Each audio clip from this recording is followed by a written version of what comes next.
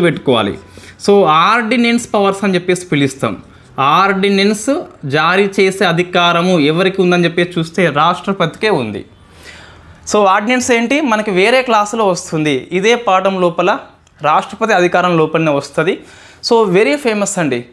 Generally ఏమవుతుంది ఒకసారి చూద్దాం. జనరల్లీ సో ఒక బిల్లు ఉంటుంది కదండి. సో బిల్లుని మనం ఇట్లా అనుకోండి. సో బిల్లుని మనం పార్లమెంట్ లోపల ప్రవేశపెడతాం. ఏ సభ అని చెప్పేసి అనొద్దు, ఏ సభలోనే ప్రవేశపెట్టుకోవచ్చు. ఆ బిల్లు బట్టి డిపెండ్ అయి ఉంటుంది. సో పార్లమెంట్ అనేది ఆమోదించింది అంటే బిల్లుని పాస్ చేసిందండి. ఇది ఎటు పోతుంది జనరల్గా? సో రాష్ట్రపతికి పోతుంది. చూడండి ఎంత క్లియర్గా వస్తుంది. మీరు ఇదే ఫాలో కాండి నోట్స్, మీరు మంచిగా మార్కులు వస్తాయి. అనవసరంగా నెంబర్ 2, 3 అని చెప్పేసి అవసరం లేదు. సో రాష్ట్రపతికి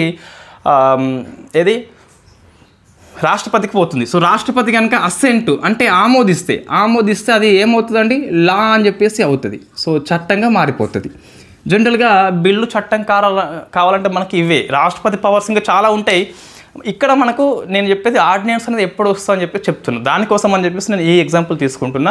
రాష్ట్రపతి ఆమోదించిండు, నొక్కి పెట్టిండవని మీరు ఇక్కడ అనొద్దు. ఆమోదించిన చట్టం అయిపోయింది. ఇప్పుడు ఏంటి మనకు అంటే ఇది ఎప్పుడు చట్టమైందండి? ఈ పార్లమెంటు అనేది ఆమోదించినప్పుడు. పార్లమెంట్ ఎప్పుడు ఆమోదిస్తుందండి? సెషన్స్లో ఉన్నప్పుడు మాత్రమే ఆమోదిస్తుంది కాబట్టి చట్టం అయిపోయింది. సో ఇప్పుడు సెషన్స్లో లేకుంటే,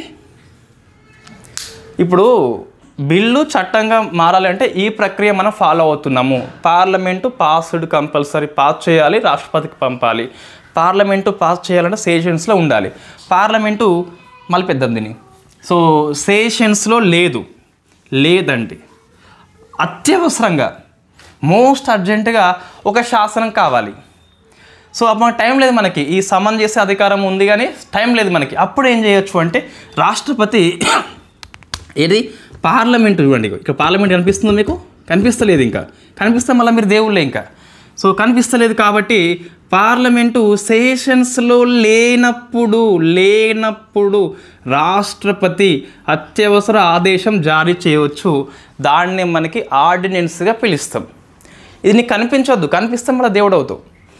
సో మనం మనిషి సరిపోతుంది కాబట్టి సెషన్స్లో లేనప్పుడు దీన్ని రీసెస్ అని చెప్పేసి పిలుస్తాం, జనరల్ టెక్నికల్ వర్డ్.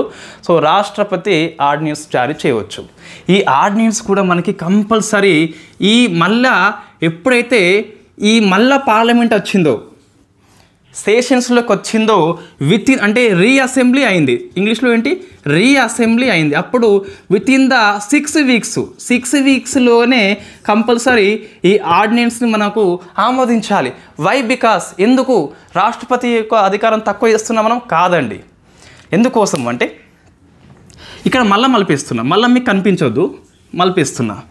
ఈ రాష్ట్రపతి ఎవరండి? ఎగ్జిక్యూటివ్. ఆర్డినెన్స్ జారీ చేసిండు కదా. ఎట్లా జారీ చేసిండు? ఎమర్జెన్సీ ఉన్నదని చెప్పి సాటిస్ఫై అయ్యిండు. సో ఇక సాటిస్ఫై మీన్స్ ఆయన సాటిస్ఫై కాదు, ఇక్కడ క్యాబినెట్ సలహా ఇస్తే సాటిస్ఫై అయిపోయిండు. క్యాబినెట్ ఎవరండి? ఎగ్జిక్యూటివ్. క్యాబినెట్ సలహా ఇచ్చింది ఎగ్జిక్యూటివ్, రాష్ట్రపతి జారీ చేసిండు ఎగ్జిక్యూటివ్. వాళ్ళు ఏమైనా వేసుకుంటే అయిపోతుందా? మనదేంటి? పార్లమెంటరీ ప్రభుత్వం అంటే ఏంది? Executive is responsible to legislature. Simple మనకి ఫార్ములా ఉంది. దేర్ ఈజ్ నో లెజిస్లేచర్ ఇక్కడ లేదు. కాబట్టి పార్లమెంటు మళ్ళీ రీఅసెంబ్లీ అయినప్పుడు సో ఈ ఎగ్జిక్యూటివ్ బాడీ యొక్క నిర్ణయాన్ని లెజిస్లేచర్ ఆమోదించాలి. మనది పార్లమెంటరీ కాబట్టి శాసనసభ ఆధిక్యత కలిగి ఉంటుంది పార్లమెంటు ప్రభుత్వం లోపల. కాబట్టి ఇది నెగ్గాలి అంటే కంపల్సరీ పార్లమెంట్ ఆమోదించాల్సిందే వితిన్ 6 వీక్స్ అని చెప్పేసి పిలుస్తాం. ఇది మనకు ఆర్డినెన్స్. మనకి స్పెషల్ క్లాసు ఉంటుంది ఆర్డినెన్స్ మీద, ఒక 40 minutes వరకు ఉంటుంది. ఆర్డినెన్స్ అంటే ఏంటి, ఎలా జారీ చేస్తారని చెప్పేసి